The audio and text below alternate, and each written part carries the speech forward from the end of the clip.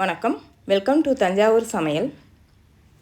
இட்லி மாவு தோசை மாவு எதுவும் இல்லாத நேரத்தில் டக்குன்னு ஒரு தோசை செய்யணும்னா எப்படி செய்கிறதுங்கிறத பார்க்கலாம். அதை செய்கிறதுக்கு 3 கப் பொரி நல்லா தண்ணி ஊற்றி கழுவிட்டு அதுக்கப்புறம் அரை மணி நேரம் ஊற வச்சுக்கலாம். இது தண்ணி ஊற்றுனதும் மிதக்கும். கையை வச்சு நல்லா கலந்து விடலாம், அல்லது ஒரு கரண்டியை வச்சு உள்ளே நல்லா கலந்து விட்டு தண்ணியை வடிச்சிட்டு திரும்பவும் தண்ணி ஊற்றி அரை மணி நேரம் ஊற வச்சா போதும்.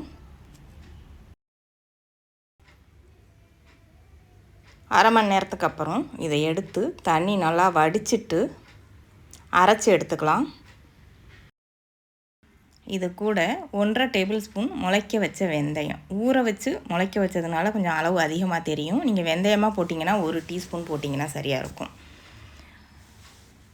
அதுக்கப்புறம் 1 கப் முளைக்க வச்ச பச்சை பயிறு ஊற வச்சும் சேர்த்துக்கலாம். முளைக்க வைக்கலன்னா பச்சை பயிரை ஊற வச்சு சேர்த்தும் அரைக்கலாம். இதுக்கு கொஞ்சமாக தண்ணி ஊற்றி இதை கொஞ்சம் கொரகொரப்பாக அரைச்சி எடுத்துக்கலாம். இந்த அளவுக்கு அரைச்சிக்கணும். அதுக்கப்புறம் 1 கப் கேழ்வரகு மாவோடு சேர்த்து கலந்துக்கலாம். அல்லது இது மாதிரி மிக்சியில் கொஞ்சம் தண்ணி ஊற்றி அரைச்சோன்னா கட்டி இல்லாமல் கொஞ்சம் சீக்கிரம் கரைச்சி எடுக்கலாம். அதுக்காக நான் இதில் சேர்க்குறேன். சேர்த்து 1/2 கப் தண்ணி ஊற்றி இதை கலந்து எடுத்துக்கலாம்.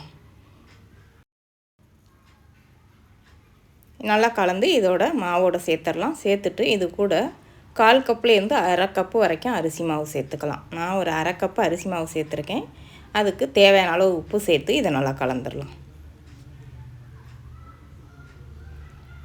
அரிசி மாவு கட்டி எதுவும் இல்லாமல் நல்லா கலந்து விட்டு இதை மூடி வச்சு 3லேருந்து 4 மணி நேரத்துக்கு புளிக்க வச்சுக்கலாம்.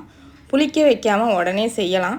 அப்படி செய்யணுன்னா கொஞ்சம் சோடா உப்பு கலந்து செஞ்சிங்கன்னா டேஸ்ட்டு நல்லாயிருக்கும்.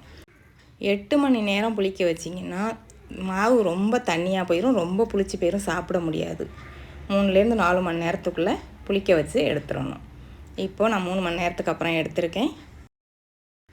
தோசையை ஊற்றும் போதே தெரியும் அந்த தோசை நல்லா இருக்கா நல்லா இல்லையான்னு. இது பார்க்கவே கொஞ்சம் நல்லா இருக்குது. ஊற்றும் போது நல்லா வருது. சாப்பிட்டு பார்க்கலாம் எப்படி இருக்குன்னு. இது மேலே கொஞ்சம் நல்லெண்ணெய் அல்லது நெய் சேர்த்து நல்லா மொறுன்னு வெந்ததுக்கப்புறம் திருப்பி போட்டு நல்லா வேக வச்சு எடுத்துக்கலாம். பொரி சேர்த்துருக்கோம், அரிசி மாவு சேர்த்துருக்கோம், அதனால் தோசை நல்லா கிறிஸ்பியாக நல்லா வரும்.